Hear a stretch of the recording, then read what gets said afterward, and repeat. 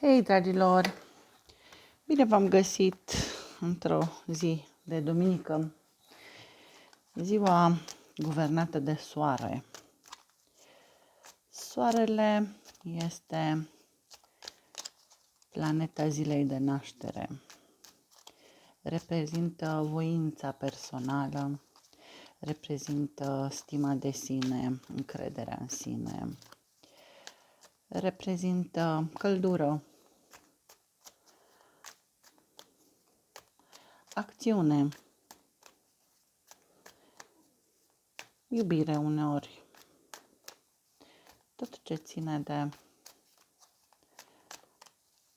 aur și lumină. Astfel că astăzi să vedem care sunt provocările zilei.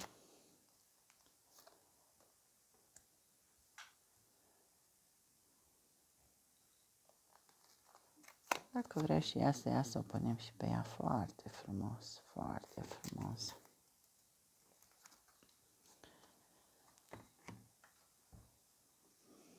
Astăzi este o zi, poate fi o zi de petrecere în familie sau poate fi o zi de petrecere cu prietenii, poate mergeți la un botez, poate mergeți la o cununie, la o zi de naștere, exact că e ziua soarelui și poate fi. Mai degrabă văd un botez și o zi de naștere a unui copil. Poate cineva din familia voastră are un nou membru de familie astăzi.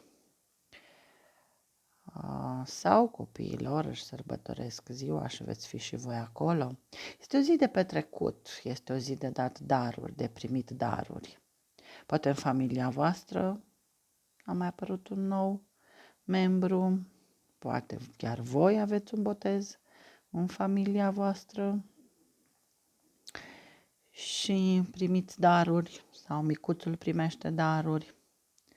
Oricum este o zi frumoasă, plină de daruri, plină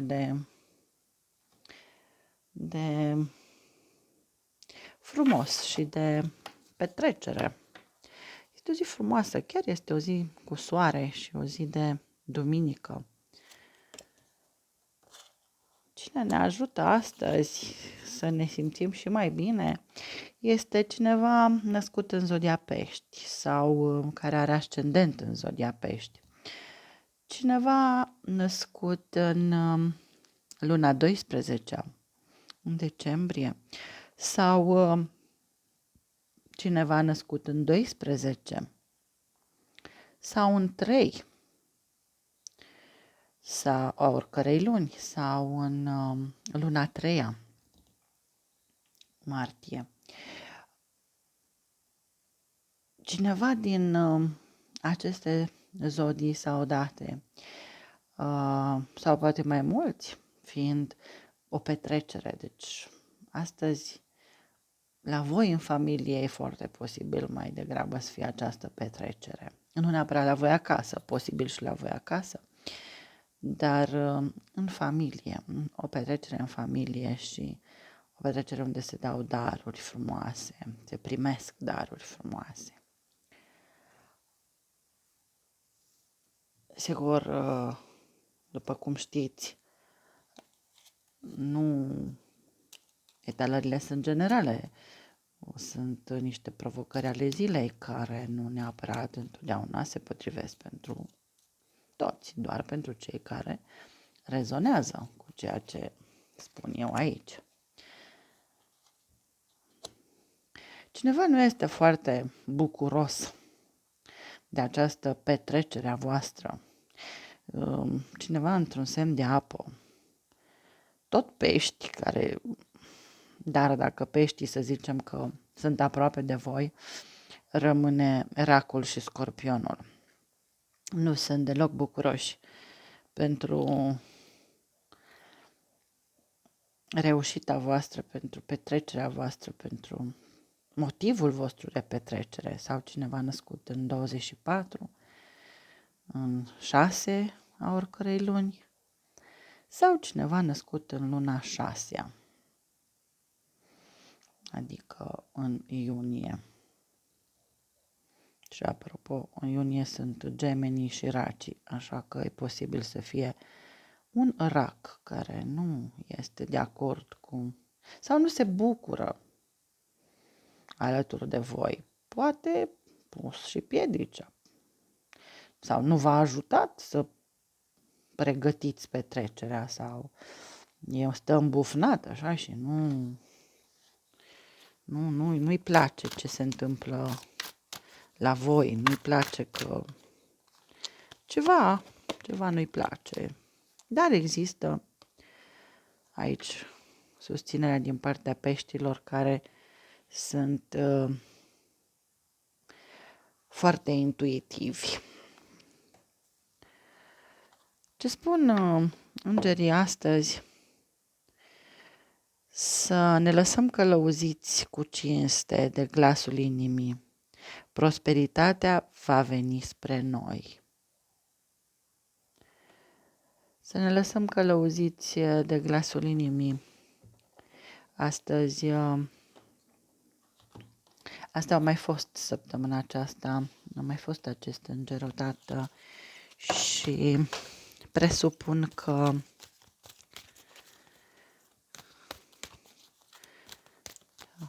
se referă la a nu face bani cu orice preț, ci a pune în afacerile noastre, în jobul nostru, a pune iubire, a pune inimă în orice gen de colaborare a finanțelor sau în zona finanțelor. Și cum astăzi este o zi de primit daruri, mantra zilei de astăzi este renunț la toate așteptările. Extraordinar de bună mantră pentru ziua de duminică. Curg liberă și plină de iubire împreună cu viața. Mă iubesc pe mine însă, știu că la fiecare cotitură mă așteaptă doar binele. Extraordinară mantră pentru ziua de astăzi, ca să ne simțim bine și să nu observăm pe cei care vor cu tot din adinsul să ne strice petrecerea și buna dispoziție. Mantra aceasta e cea mai bună. Renunț la toate așteptările. Dacă vă place ce fac eu aici, vă rog să apăsați butonul subscribe, like și clopoțelul ca să fiți notificați de fiecare dată când postez un clip nou. Vă mulțumesc pentru că sunteți alături de mine și mă susțineți și vă doresc o zi de duminică strălucitoare, plină de lumină și de iubire. La revedere pe data viitoare!